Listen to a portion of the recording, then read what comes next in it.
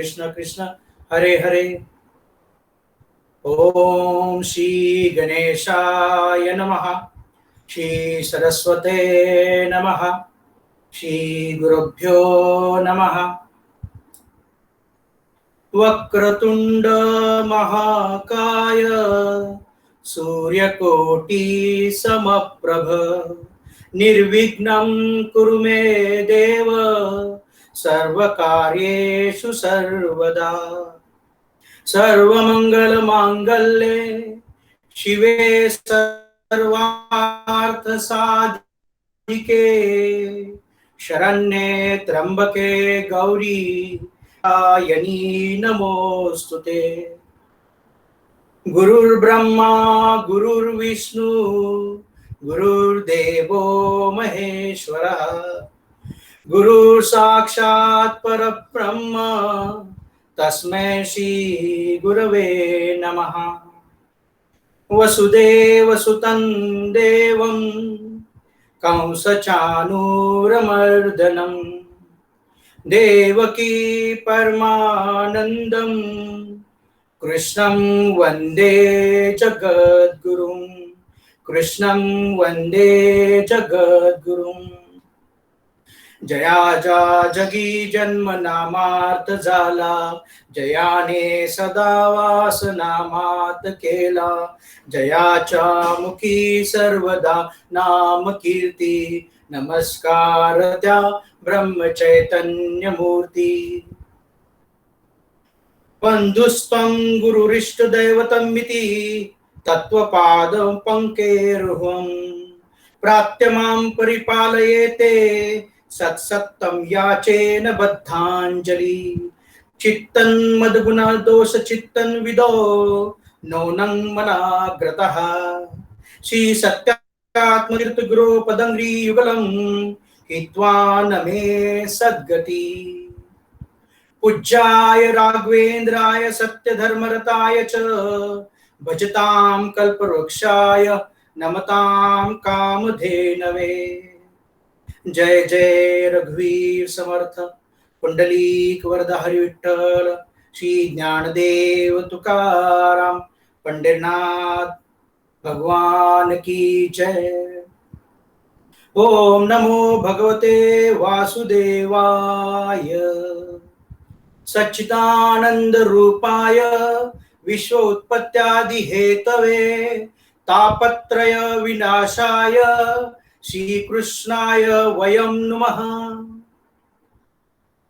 अहमेवासमेवाग्रे नान्यद् यत्सत् सत्परं पश्चादहं यदेतश्च यो वशिष्येत सोऽस्म्यहम्। ऋतेर्तं यत् प्रतीयेत न प्रतीयेत चात्मनि तद्विद्यादात्मनो मायां यथा भासो यथा तमः।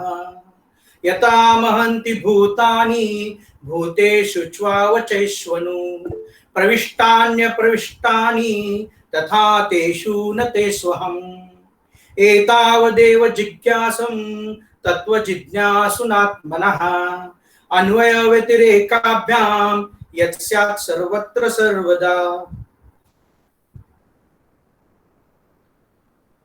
जय जय रघुवीर समर्थ। नमस्कार, मी किरण लक्ष्मीकांत इनामदार भागवतातल्या अष्टम स्कंदातील गजेंद्र मोक्षाची कथा आज सांगणार आहे। तत्पूर्वी मी माझे गुरुवर्य भागवत प्रधानाचार्य भागवत कथा निरूपणकार हरिभक्त परायण पद्माकर महाराज कुलकर्णी कुंडीकर यांना साष्टांग प्रणाम करतो व उपस्थित सर्वांना वंदन करून मी माझ्या कथेला प्रारंभ करतो। तिसरा म्हणू प्रियवताचा मुलगा उत्तम, त्याचा भाऊ म्हणजे चौथा म्हणू तामस। याच्या म्हणजे या चौथ्या मन्वंतरात भगवंतानी हरी नावाने अवतार घेतला आणि याच अवतारात त्यांनी गजेंद्राचे मगरापासून रक्षण केले आणि गजेंद्राला मुक्त केले। नक्ररूपी काल जेव्हा एखाद्याचे पाय धरतो तेव्हा तो जीव कितीही बलशाली शक्तिशाली सामर्थ्यशाली बुद्धिमान ऐश्वर्य संपन्न अगदी सत्ताधीश जरी असला तरी काळापुढे त्याचे काहीही चालत नाही। काळाने एकदा का घाला घातला की सगळं संपलं। म्हणूनच काळाचा घाला पडण्यापूर्वीच आपण आपले जीवन मुक्तीचे साध्य प्राप्त करून घेतले पाहिजे आणि त्याकरताच सतत भगवंताच्या नामस्मरणात चिंतनात दंग राहायला हवे. समर्थ तर म्हणतात, संपत्ती अथवा विपत्ती जैसे पडेल कालगती, नामस्मरणाची स्थिती सांडूच नये. श्रीराम. म्हणजेच काय तर कसल्याही परिस्थितीत नामस्मरणाला सोडू नका. जो मनुष्य असू दे, पशु असू दे, प्राणी असू दे, जो कोणी शुद्ध मनाने शुद्ध अंतःकरणाने भगवंताचे नामस्मरण करेल त्याचे भगवंत खरोखरच कल्याण करतो, हे सांगण्याकरता ही कथा आलेली आहे. आता ही कथा कुठे बरं घडली? तर ही कथा घडली त्रिकुट पर्वतावर. आता त्रिकुट पर्वत म्हणजे कुठले? आजचे राजस्थान. या त्रिकुट पर्वतावर एक गजेंद्र नावाचा फार बलवान हत्ती राहत होता. तो एवढा पराक्रमी होता की त्याच्या नुसत्या वासाने मोठमोठे वाघ, सिंह वगैरे अगदी भिवून पळून जात आणि त्याच्या मर्जीनेच हरिण, ससे इत्यादी लहान सहान प्राणी अगदी निर्भयतेने वावरत असत. बरं, त्याच्या कुटुंबाची संख्या किती होती? तर पत्नी, मुले, बाळे मिळून त्याची 105 जणांची संख्या होती. उन्हाळ्याचे दिवस होते. हा गजेंद्र आपल्या संपूर्ण कुटुंबासह पुष्कर सरोवरात जलक्रीडा करण्यासाठी आला होता. गृहस्थाश्रमी मनुष्याप्रमाणे तो हत्ती मायेने आपल्या सर्व पत्न्या, मुला, बाळांना न्हाऊ घालू लागला, पाणी पाजू लागला. आपल्या सोंडेने पाण्याचे फवारे उडवीत जलक्रीडेचा आनंद घेऊ लागला आणि ते घेत असताना त्याला कशाची देखील भान नव्हते. मायेने आजान बनलेल्या उन्मत्त गजेंद्राला कशाची भान नव्हते. आपल्यावर फार मोठी आपत्ती कोसळणार आहे याची त्याला जराशी देखील कल्पना नव्हती. अचानक सरोवरातून एक मोठा मगर आला. त्याने एकदम त्या गजेंद्राचा पाय मुखामध्ये पकडला व त्याला पाण्यात ओढायला सुरुवात केली. सुरुवातीला गजेंद्राला ह्या संकटाचा अंदाज आला नाही, पण जसजसे त्या मगराने गजेंद्राला आतमध्ये पाण्यामध्ये ओढायला सुरुवात केली तेव्हा त्याला लक्षात आलं आणि मग त्याने आपली पूर्ण ताकद एकवटून त्या मगराला विरोध करू लागला आणि बाहेर स्वतःला त्या मगराच्या तावडीतून सोडून घेण्याचा प्रयत्न करू लागला. परंतु हत्ती हा भूचर असल्या कारणाने त्याची ताकद अपुरी पडू लागली. मग त्याला आपली असमर्थता लक्षात येताच तो त्याच्या पत्नी, मुले, बाळे यांच्याकडे आशेने पाहू लागला. तो मदतीची अपेक्षा करू लागला. मग काय, सोंडीत सोंडी घातल्या सगळ्यांनी मिळून आणि सगळ्यांनी अशा सोंडीत सोंडी अडकून सर्व कुटुंबांनी मिळून पूर्ण आपली ताकद पणाला लावली आणि त्याला बाहेर खेचण्याचा ते प्रयत्न करू लागले. पण सातत्याच्या प्रयत्नांनी देखील त्यांनाही यश येत नव्हते. त्या संपूर्ण कुटुंबाने पूर्ण ताकद कामाला लावली. परत तरी पण काय व्हायचं, कधी गजेंद्र मगराला बाहेर खेचित होता तर कधी मगर गजेंद्रला आत खेचित होता. 1 दिवस, 2 दिवस, 8 दिवस, 15 दिवस, महिना, वर्ष असं करता करता ही झुंज हजारो वर्ष चालली. हळूहळू कुटुंबाच्या लक्षात येऊ लागलं की आता गजेंद्राला वाचवणं फार कठीण आहे. गजेंद्राचा मृत्यू मात्र आता एकदम अटळ आहे. मग काय, सर्वात पहिली पळून गेली ती नातवंड. कुत्रांनी मात्र थोडाफार प्रयत्न केला, परंतु मगराच्या बळापुढे त्यांचे काही चालेना. तेही हतबल झाले. शेवटी त्यांनी सगळ्या गोष्टी नशिबावर सोडून दिल्या आणि तेही पळून गेले. पाठोपाठ त्यांच्या पत्न्या, मित्रपरिवार सर्व काही त्याला संकटात एकटं टाकून निघून गेले. खरं तर संकटातच आपल्याला आपलं कोण, परक कोण याची ओळख होत असते. असं म्हणतात, धीरज धर्म मित्र और नारी, धीरज धर्म मित्र और नारी, आपत्ती काले परखे चारी. गजेंद्राचे धैर्य आता खचले होते. त्याच्या सर्व कुटुंबांनी मिळून त्याला संकटात एकटे टाकले होते. सर्वांनी आपली साथ सोडली. या गोष्टीचे गजेंद्राला खूप दुःख वाटू लागले. तो विचार करू लागला की मी आजपर्यंत बलवान होतो, सर्वांच्या उपयोगी पडत होतो, म्हणून हे सर्व कुटुंबीय माझ्या सोबत होते. पण आता जेव्हा मी संकटात सापडलो आहे, तेव्हा मात्र माझ्या सोबतीला कुणीही नाही, माझ्या मदतीला कुणीही धावून येत नाहीये. खरं तर आपण आयुष्यभर आपल्या कुटुंबासाठी खस्ता खात असतो, पण कोण किती काळ साथ देणार? मुलं मुलं बाळ स्मशानापर्यंत, पत्नी दारापर्यंत. जेव्हा आपल्यावर आपत्ती कोसळते तेव्हा कोणीच कोणाची नसते, हे मात्र अगदी खरे. यावर आधारित एकनाथ महाराजांचा एक फार सुंदर अभंग आहे. नाही कुणाचे कुणी तुझे नव्हे रे कोणी, अंती जाशील एकलाच प्राण्या माझे माझे म्हणून. नाही कुणाचे कुणी तुझे नव्हे रे कोणी, नाही कुणाचे कुणी तुझे नव्हे रे कोणी, अंती जाशील एकलाच प्राण्या माझे माझे म्हणून, माझे माझे म्हणून. ही बहीण कुणाची भाऊ कुणाचा, कोण कुणाचे सगळे सोय रे. ही बहीण कुणाची भाऊ कुणाचा, कोण कुणाचे सगळे सोय रे. मेल्या मागे सर्व राहिले, मेल्या मागे सर्व राहिले, तुटतील धागे दोरे. नाही कुणाचे कुणी तुझे नव्हे रे कोणी. गजेंद्राचे सर्व उपाय संपले. मगराच्या पुढे त्याचे काहीच चालेना, कारण कितीही झाले तरी मगर ठरला जलचर आणि त्याची शक्ती पाण्यामध्ये प्रभावीपणे वाढतच चालली, तर गजेंद्राची शक्ती मात्र क्षीण होत चालली, उन्हावत चालली. शेवटी त्याचे सर्व बल संपले, आणि जेव्हा त्याचे सर्व बल ताकद सर्व काही संपले, तो अगदी निर्बल झाला. ज्या बलाचा त्याला खूप अहंकार होता, ते बलही आता संपुष्टात आले. अशा ह्या संकटातून भगवंताखेरीज मला आता कुणीही सोडवू शकणार नाही, भगवंता वाचून आता आपल्याला थारा नाही, हे त्याच्या आता लक्षात आले. सूरदासांनी तर म्हटलंच आहे, अपबल तपबल और बाहुबल, चौथो बल है दाम. सुर किशोर कृपाविन ते सब बल, हारे को हरिनाम. सुनरी मैंने निर्बल के बलराम, सुनरी मैंने निर्बल के बलराम. अपबल म्हणजे मी माझेपणा. असे बल कितीही असू दे, पण कोणतेही बल आपल्याला आपल्या संकट काळामध्ये कामाला येत नाहीत. आणि आपले जेव्हा सर्व बल संपतात आणि मनुष्य जेव्हा एकदम निर्बल होतो, अशा त्या निर्बलाचे बल राम होतो, आणि जेव्हा त्याचे बल राम होतो तेव्हा तो जीवनामध्ये यशस्वी होतो, सफल होतो. या भगवंताखेरीज या संकटातून सोडविणारा कुणी नाही, हा अनन्य भाव त्याच्या मनामध्ये निर्माण झाला. अंती त्याने भगवंताला शरण जाण्याचे ठरविले. गजेंद्राने मग आपल्या मनाला हृदयामध्ये एकत्र केले आणि पूर्वजन्मी शिकलेले श्रेष्ठ स्तोत्र तो म्हणू लागला, भगवंताची स्तुती करू लागला. याच स्तोत्राला, याच स्तुतीला गजेंद्र मोक्षाचा पाठ असं म्हणतात.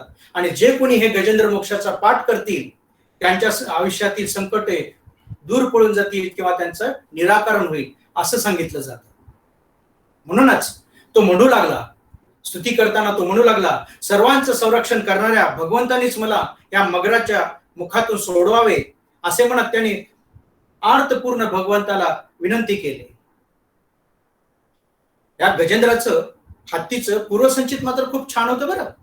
आणि त्या ज्ञानामुळेच त्याला हत्ती होऊन देखील त्याला भगवंताची स्मृती मात्र कायम राहिली.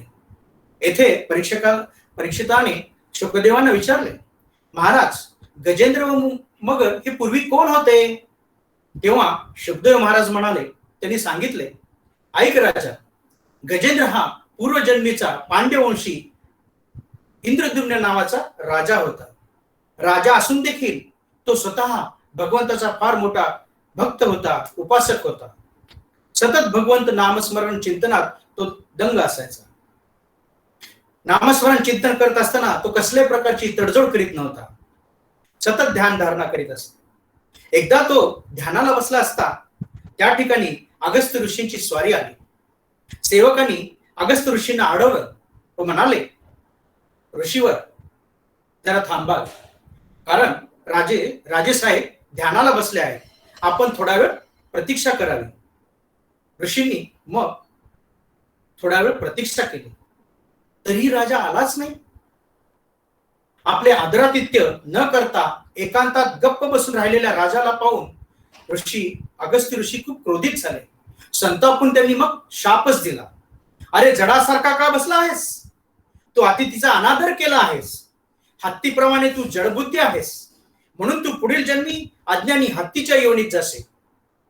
ऋषीच्या या शापामुळे स्वतःचे विस्मरण घडविणारी हत्तीची योनी त्याला प्राप्त झाली आणि हा राजा गजेंद्र झाला. मगर हा कोण होता? तर मगर हा पूर्वजन्मीचा उहू नावाचा एक श्रेष्ठ गंधर्व होता. मद्यप्राशन करून अप्सरेशी गैरवर्तन केल्यामुळे त्याला देवल मुनींनी शाप दिला होता. ते म्हणाले, पुढच्या जन्मी तू मगर होशील. आणि हा गंधर्व पुढील जन्मी मगर झाला. जोपर्यंत हा गजेंद्र आपली संपूर्ण ताकद बलाचा उपयोग करीत होता, तोपर्यंत त्याचे संकट टळले नाही. आणि जेव्हा त्याने सर्व काही भगवंतावर सोडले आणि अनन्य भावाने तो जेव्हा भगवंताला शरण गेला, तेव्हाच त्याचे संकट टळले. हत्तीची योनी प्राप्त होऊन देखील केवळ गतजन्मीच्या भगवंताच्या आराधनेच्या प्रभावानेच त्याला भगवंताचे स्मरण झाले.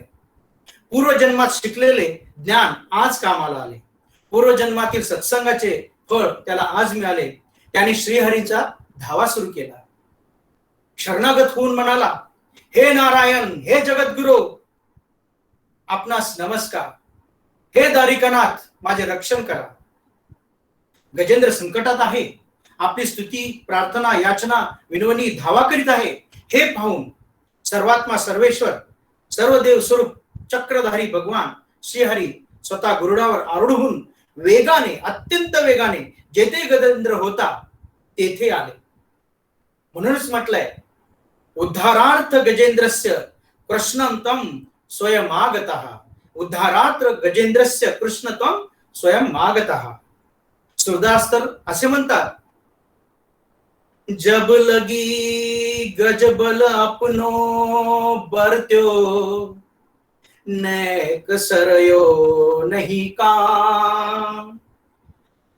जब लगी गजबल अपनो बरत्यो, नैक सरयो नहीं काम. लेकिन जब निर्बल है बल, राम नाम पुकारयो, आए आदे नाम, आए आदे नाम. सुनरी मैंने निर्बल के बल राम. गजेंद्राला अत्यंत पीडा होत आहे असे पाहून मगरीच्या तावडीतून सोडविण्याकरता स्वतः श्रीहरी धावले आणि आकाशात त्यांना येत असलेले पाहून गजेंद्राने सरोवरातील आपल्या सोंडेने एक कमळ पुष्प तोडले व ते आकाशात हरीच्या भगवंताच्या दिशेने फेकले. आता कमळ पुष्प तोडून त्याने जेव्हा ते हरींना अर्पण केले म्हणजे काय? ते कमळ पुष्प म्हणजेच सुंदर मन, पवित्र मन, शुद्ध मन, जे त्यांनी ईश्वर चरणी अर्पण केले. आपण जेव्हा शुद्ध मनाने ईश्वराला काही अर्पण करतो, भगवान ते स्वीकार करतात. म्हणूनच गीतेच्या 9व्या अध्यायात 26व्या श्लोकामध्ये स्वतः भगवंतांनी सांगितलंय, पत्रम पुष्पम फलम तोयम यो मे भक्त्या प्रयच्छति. म्हणजेच काय? हे ते स्वयं भगवान सांगतात की पत्र, फूल, फळ, पाणी यापैकी जे काही तू मला शुद्ध मनाने अर्पण करशील ते मी स्वीकारतो. मग काय? भगवंतांनी क्षणाचाही विलंब न करता गरुडाने एकदम खाली उडी मारली आणि गजेंद्राबरोबर मगरालाही अत्यंत वेगाने सरोवराच्या बाहेर काढले व सर्वांच्या समक्ष त्या मगराचा जबडा फाडून टाकला. त्या मगराचे तोंड फाडले आणि गजेंद्र व मगर या दोघांनाही मुक्त केले. येथे एक गोष्ट मात्र लक्षात घेण्यासारखी आहे. ती म्हणजे कोणती? तर भगवंतांनी आधी सर्वात पहिले कोणाला जर मुक्त केलं असेल तर ते मगराला. आता तुम्ही म्हणाल मगराला का मुक्त केलं? तर त्याचं उत्तर असं आहे की मगराला आधी आहे कारण त्या गजेंद्र काय होता? हा गजेंद्र भगवत भक्त होता. तो भगवंताचा भक्त होता आणि त्या भगवंताच्या भक्ताचे म्हणजेच गजेंद्राचे पाय त्या मगराने धरले होते. जो कोणी भगवंताच्या भक्ताचे पाय धरी त्याला श्रीहरी सर्वात पहिले, भक्तापेक्षाही भक्ताचा जो भक्त असतो तो जास्त प्रिय असतो भगवंताला. दासांचा जो दास असतो तो जास्त प्रिय असतो देवाला. म्हणूनच असं म्हटलंय, दासानुदासो भवितास्मि भूय. म्हणूनच भक्तानुभक्त दासानुदास व्हावं हे या कथेचं मर्म आहे. तर ह्या कथेचा मूळ हेतू काय आहे तर तो असा, हा गजेंद्र म्हणजे कोण तर तुम्ही आम्ही जीव. मगर म्हणजे कोण तर हा काळ, हा यम, हा मृत्यू. त्रिकुटाचल पर्वत म्हणजे काय, काम क्रोध लोभ इत्यादी विकार. पुष्कर सरोवर म्हणजे काय तर हा संसार रूपी भवसागर. गजेंद्र हा जसा सरोवरात होता तसेच तुम्ही आम्ही रोज सारे जीव या मृत्यूरूपी संसार सागरात आहोत. आणि आपण कशाने वेष्टित आहोत तर आपण काम क्रोध लोभ याने वेष्टित आहोत. आणि ह्या काम क्रोधा लोभापोटीच आपण इतके हव्यासी होतो की आपल्याला बाकीच्या कोणत्याही गोष्टी लक्षात येत नाही, की कशाचं भानही राहत नाही. नक्ररूपी काळ हे तत्व हे सदैव आपल्या डोक्यावरती घिरट्या घालत असतं. आणि हा काळ कधी झडप घालेल काही सांगता येत नाही. म्हणजेच मरण केव्हा येईल कधी काही सांगता येत नाही. हे मरण कधी येईल हे निश्चित नसतं, ते कोणत्याही क्षणी येऊ शकतं. हा जीव मात्र विषय वासनेत अडकून संसाररूपी सागरात क्रीडा करत राहतो. सत्ता संपत्ती ऐश्वर्याच्या नादामध्ये भगवंताला विसरून जातो. आपली मुले बाळे पत्नी नातवंड पुत्र पौत्र सगळे सोरे यांच्यात रम्मान होऊन ऐश्वर्याचा उपभोग घेत राहतो. असं म्हणतात, काल व्याल मुख ग्रास, म्हणजेच सर्पाच्या मुखात बेडूक बेडकाच्या मुखात किडा या युक्तीप्रमाणे काळापुढे आपले काहीही चालत नाही. त्याची वेळ झाली की तो आपले खाद्य उचलून घेऊन जातो. म्हणूनच काळापासून आपल्याला कोणीही सोडवू शकत नाही. कोण येतं बरोबर तर त्याचं उत्तर आहे कुणीही नाही. सत्ता संपत्ती कुटुंब यापैकी कुणीही बरोबर येत नाही. म्हणूनच वेळीच सावध व्हा. मग बरोबर काय येईल तर बरोबर येईल ते म्हणजे तुम्ही केलेलं, एक म्हणजे तुम्ही केलेलं नामस्मरण आणि दुसरं म्हणजे तुम्ही केलेलं चांगलं कर्म. म्हणूनच भागवताचा अट्टहास आहे की तुम्ही तुमचं आचरण शुद्ध ठेवा, सतत भगवंताचं नामस्मरण चिंतन करा, कारण तेच मात्र बरोबर येणार आहे. सतत मरणाचं स्मरण ठेवलं की भगवंताचं स्मरण होतं हे नक्की. समर्थ एका श्लोकामध्ये म्हणतात, मरणाचे स्मरण असावे हरिभक्तीस सादर व्हावे, मरोनी कीर्ती सुरावे येन प्रकारे श्रीराम.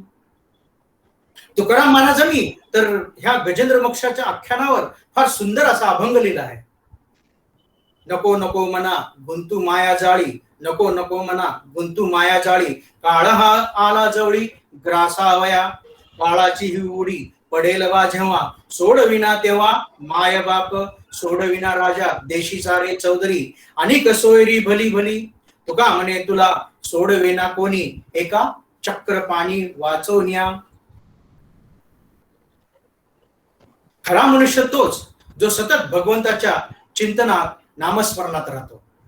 तुलसीदास तर म्हणतात, तुलसी सोई वो नर चतुर है, तुलसी सोई वो नर चतुर है, जो राम भजन में लवलीन, जो राम भजन में लवलीन.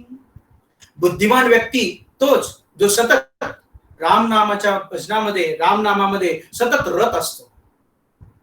भगवंताचे होऊन राहणे हाच खरा मरण टाळण्याचा उपाय आहे आणि हाच ह्या कथेचा हेतू आहे. करा हेची काम मना जपे राम राम, लागो हाची छंद मना गोविंद गोविंद. गोपाल कृष्ण भगवान की जय.